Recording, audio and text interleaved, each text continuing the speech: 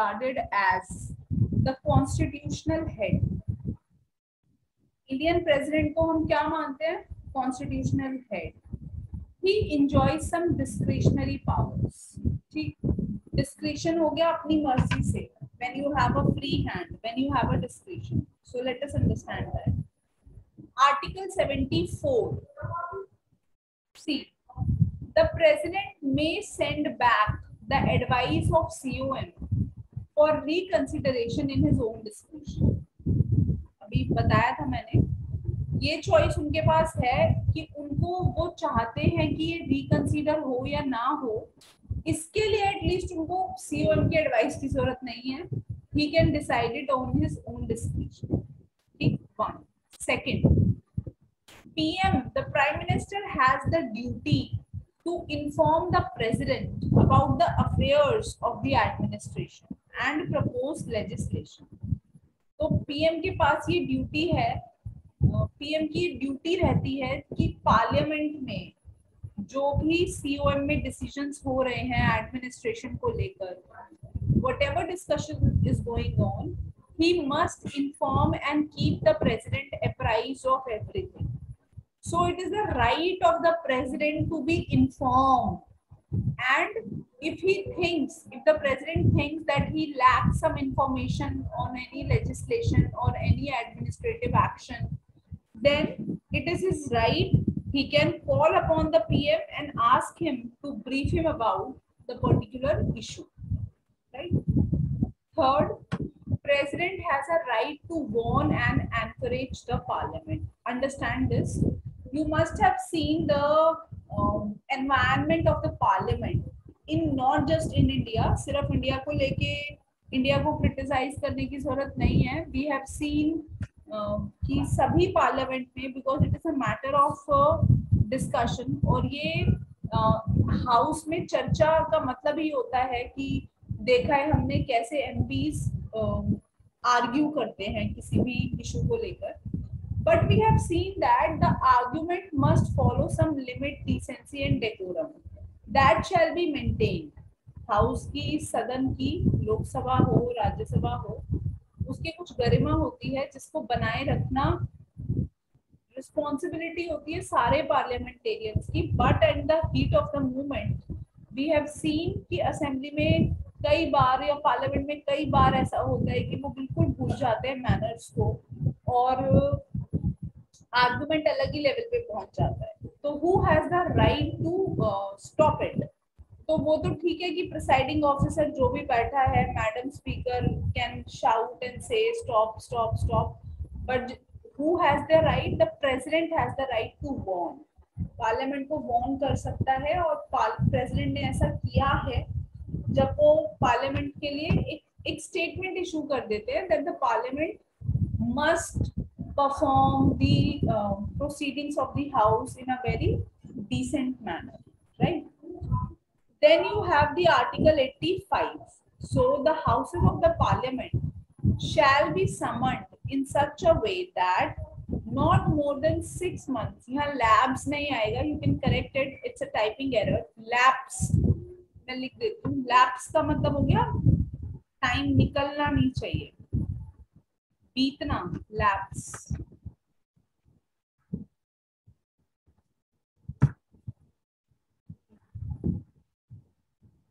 तो जो दो हाउसेस हैं, हमने कल पढ़ा था ना, who summons and prorogues the sessions of the parliament. Who summons and prorogues, कौन बुलाता है और कौन कैंसिल करता है? किसके पास राइट होता है? प्रेसिडेंट के पास. तो अगर दो पार्लियामेंट के दो सेशंस में 6 महीने से ज्यादा का गैप नहीं होना चाहिए. अगर ऐसा हो रहा है कि हाउसेस मिल ही नहीं रहे हैं, बात ही नहीं हो रही है, पार्लियामेंट में कुछ काम ही नहीं हो रहा है, अगर प्रेसिडेंट को ये दिख रहा है that the 6 months are about to lapse between the two, उस केस में वो मीटिंग सेशन को समन कर सकते हैं, पार्लियामेंट को, दोनों हाउसेस को बुला सकते हैं. Right? So again one of his discretionary powers. Normally, the president summons a session of the parliament on the advice of COM in the form of 3 regular sessions. I'm sure you all know the 3 sessions, the budget, monsoon and the winter session. But if the COM doesn't advise, अब देखना यहाँ पर भी clearly समझो nuances को. हमने कल पढ़ा था that the point that I have just explained कि president समन करते हैं, लेकिन वो समन भी किसके एडवाइस पे करते हैं? COM बोलते हैं कि हम ऐसा कुछ डिसाइड कर रहे हैं तो we need to call the houses and we need to discuss it. तो प्रेसिडेंट फिर एक नोटिफिकेशन इशू करेंगे साइन करके कि समन बुलाया जाए हाउसेस को. तो जनरली तो COM की एडवाइस पे होता है, लेकिन अगर COM इंटरेस्ट नहीं ले रहा है और COM प्रेसिडेंट को ठीक तरह से एडवाइस नहीं कर रहा है और इस पूरे प्रोसेस में 6 महीने पास होने वाले हैं, तो प्रेसिडेंट के पास ये डिस्क्रिप्शन है कि अब उनको COM की एडवाइस की जरूरत नहीं है और वो अपने आप हाउस ऑफ द पार्लियामेंट को समन कर सकते हैं.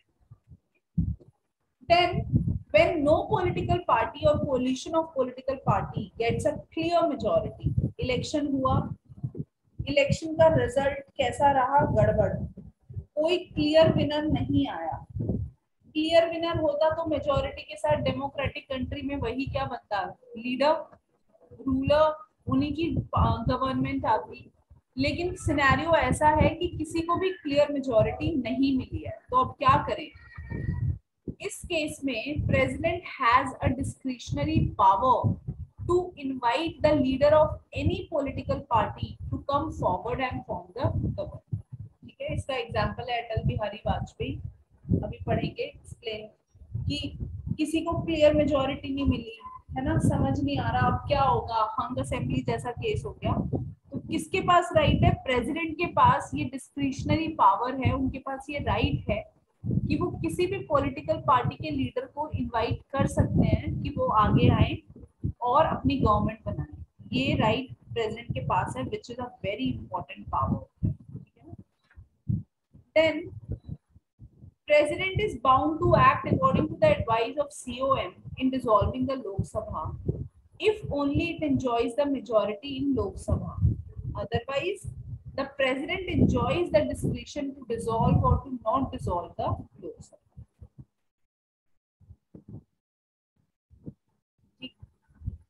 अब मान लीजिए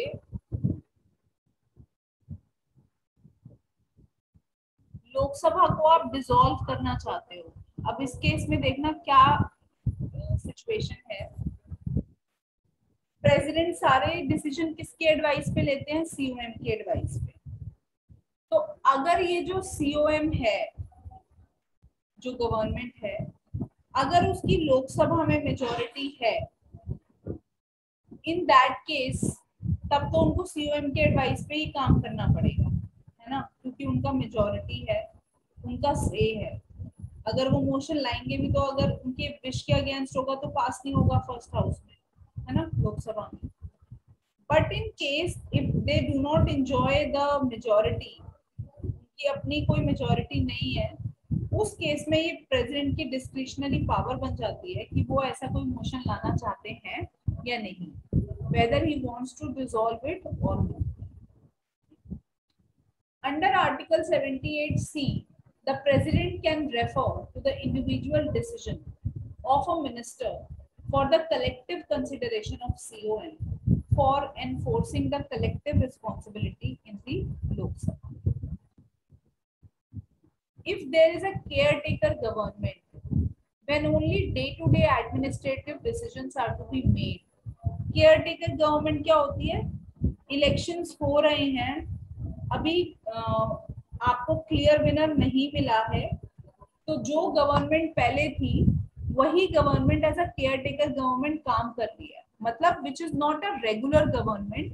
ये गवर्नमेंट तब तक है जब तक फिर से इलेक्शन नहीं हो जाते.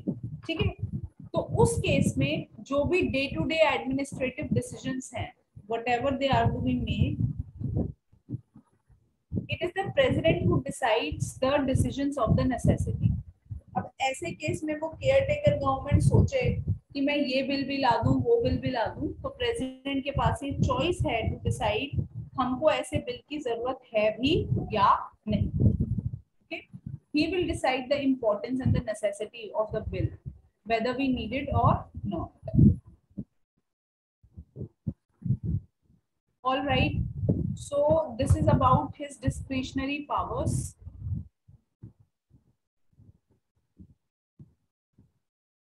Now see article 74.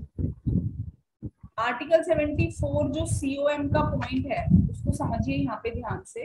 पहले देखिए आर्टिकल 74 क्या बोलता है, देयर शैल बी, यहाँ पर मैं ये पॉइंट एक्सप्लेन कर रही हूँ रिकंसिडरेशन वाला, जो हमने कल पढ़ा था कि पहले उनको रिकंसिडरेशन का भी हक नहीं था। जो भी आया bill the president has to give his assent. तो फिर क्वेश्चन उठता था कि फिर फायदा ही क्या है जब वो ना भी नहीं कर सकते, भेज भी नहीं सकते। तो ये क्यों हुआ, कैसे हुआ, उसको समझते हैं।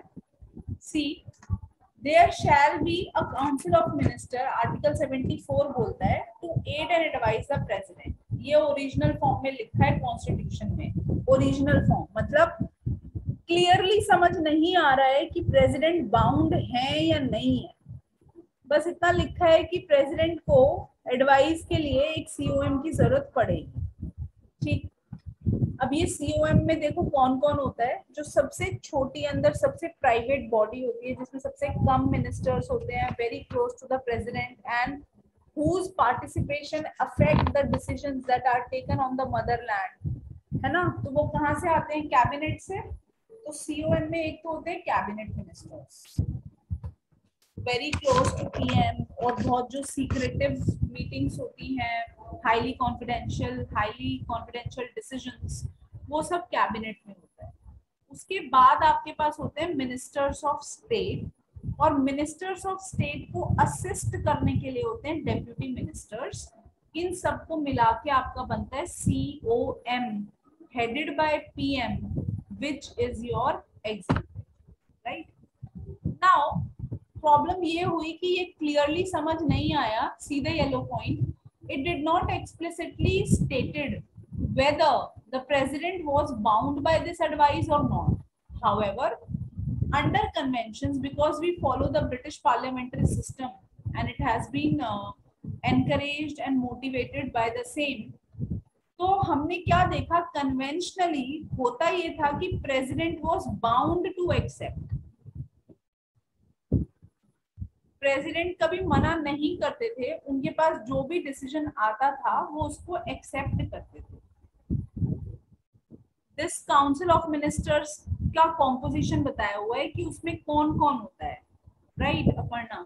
सो द फर्स्ट, जिसको आप न्यूक्लियस बोल सकते हो, the one who is taking the decision, वो कौन होता है, कैबिनेट। ये तो आपको पता है।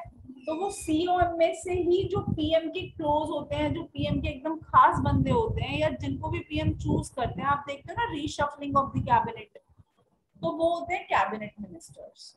उसके बाद होते हैं कुछ मिनिस्टर्स जिनको हम बोलते हैं मिनिस्टर्स ऑफ स्टेट, और उनको असिस्ट करने के लिए जो बच गए COM में, उनको वो होते हैं डेप्यूटी मिनिस्टर्स। ये पूरा जो बना, कैबिनेट का तो हेड ही होता है PM, कैबिनेट का पार्टी होता है। तो COM is headed by PM, और ये जो पूरा सर्कल है जो आपको दिख रहा है, इसको हम बोलते हैं एग्जीक्यूटिव, यानी COM। ओके, तो क्वेश्चन उठा कि बाउंड है या नहीं है। तो जनरली अब लिखा कहीं नहीं है, पर हमने देखा कि पार्लियामेंट्री सिस्टम में और ब्रिटेन में ऐसा ही होता है कि जो भी COM डिसाइड करता है वही डिसीजन लिया जाता है, ठीक है, उसको प्रेसिडेंट मना नहीं करते हैं।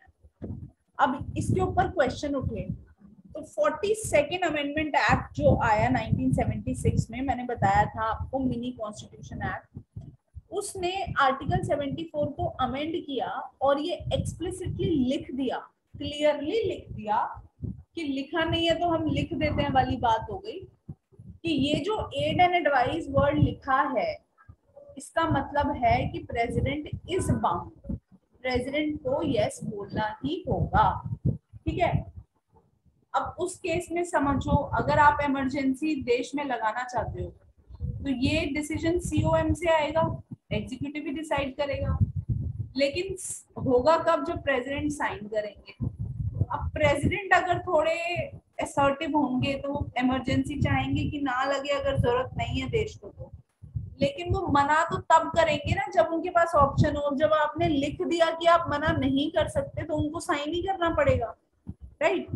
हाउएवर इसको चेंज किया गया क्योंकि इसको पढ़कर ऐसा समझ आ रहा है that this is against the basic structure and this is against the very intention, मतलब उस ऑफिस की फिर क्या ही वैल्यू है ना। So by 44th Amendment Act of 1978, the President may require us to consider such as advice generally or otherwise. President चाहे तो उस एडवाइस को कंसीडर करवा सकते हैं। He can send it back to the house and the house may need to ponder upon it कि president साहब ने रिकंसिडरेशन के लिए भेजा है, इसका मतलब कुछ गड़बड़ है या हमको इस बारे में फिर से सोचने की जरूरत है। हाउएवर ये रिकंसिडरेशन का जो ऑप्शन है प्रेसिडेंट को वो सिर्फ एक स्टैंस के लिए मिलता है। अब जब बिल आएगा जिस भी फॉर्म में आए, विद अमेंडमेंट आए या विदाउट अमेंडमेंट आए, तब प्रेसिडेंट को ही has to sign it. See the next point. However, the president shall act in accordance with such advice coming to him after the reconsideration. तो aid and advice और ये clear हो गया। पहले क्या स्टेटस था, अब क्या स्टेटस है अमेंडमेंट्स के बाद, इज इट क्लियर? उसके बाद we will discuss a very important question. So let me know. चलें आगे।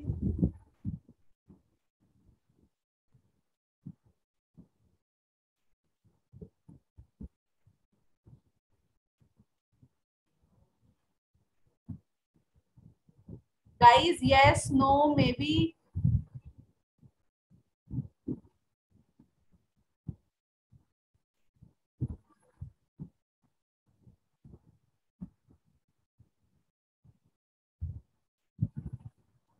All right.